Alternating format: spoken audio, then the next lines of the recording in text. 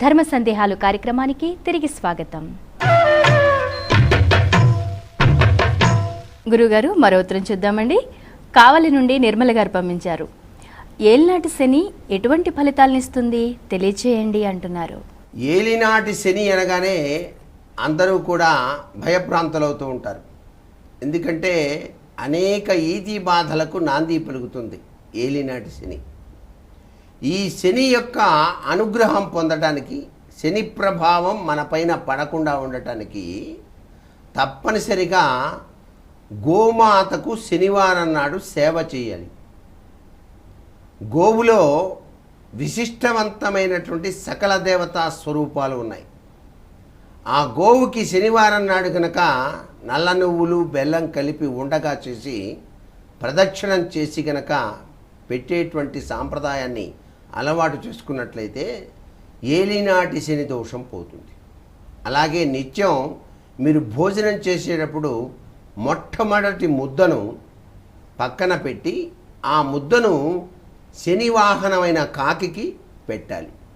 అలా గనక పెట్టినట్లయితే కాలపురుషుడి యొక్క ప్రభావంలో శనీశ్వరుడి యొక్క ప్రభావం తగ్గిపోతుంది అని. అలాగే శివాలయ దర్శనం తప్పనిసరిగా చేసుకోవాలి ఏలినాటి శని పట్టినటువంటి వాళ్ళు. ఎందుకంటే శనీశ్వరుడు ఎప్పుడూ కూడా పరమేశ్వర ధ్యానం చేస్తాడు. అందుచేత శివభక్తుల జోలికి శనీశ్వరుడు వెళ్ళడు అని చెప్పేసి ఇక్కడ శాస్త్రం. అందుచేత శివ ఆరాధన, అభిషేకార్చన తప్పనిసరిగా జరిపేటువంటి వాళ్ళ జోలికి శనీశ్వరుడు రాడు అని. అలాగే హరిహరాత్మకుడైనటువంటి అయ్యప్ప దీక్ష స్వీకరించే వారి జోలికి కూడా శనీశ్వరుడు రాడు.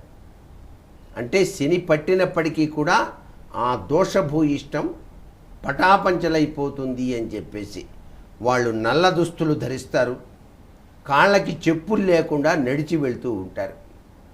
నడిచే వాళ్ళ జోలికి నేను రానన్నాడు శనీశ్వరుడు. ఎందుకంటే ఆయన మందమతి, ఆయన ఒక కాలు కుంటిగా ఉంటుంది కాబట్టి నడవలేడు, కాబట్టి నడిచే వాళ్ళ జోలికి నాకెందుకులే అన్నాడు. అందుచేత అయ్యప్ప దీక్ష తీసుకున్న వాళ్ళు కాళ్ళకి చెప్పులు లేకుండా నడిచి వెళ్ళటం సాంప్రదాయం. ఆ శని దోషం కూడా పటాపంచలైపోతుందన్నమాట.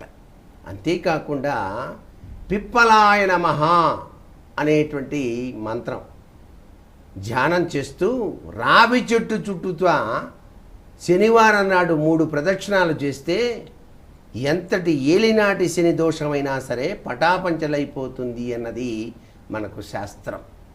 ఇంత అద్భుతవంతమైనటువంటి చర్యలు ఏలినాటి శని దోషం పట్టినటువంటి వారి రీత్యా ఆచరించవలసినటువంటి విశేషాంశాలు.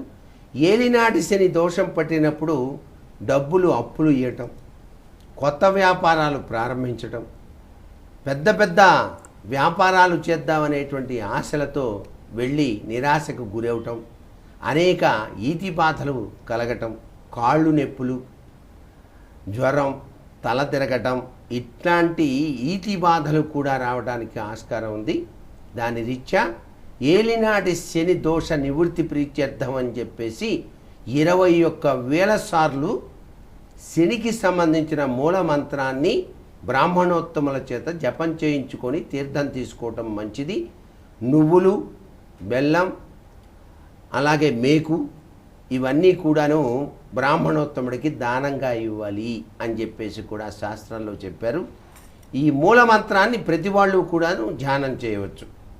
శని ఏలినాటి శని దోషం పట్టినటువంటి వాళ్ళు శమగ్నిరగ్నిభిస్కరశ్చన్న సపతు సూర్య సంవాతో వాత్పరప అపశ్రిత.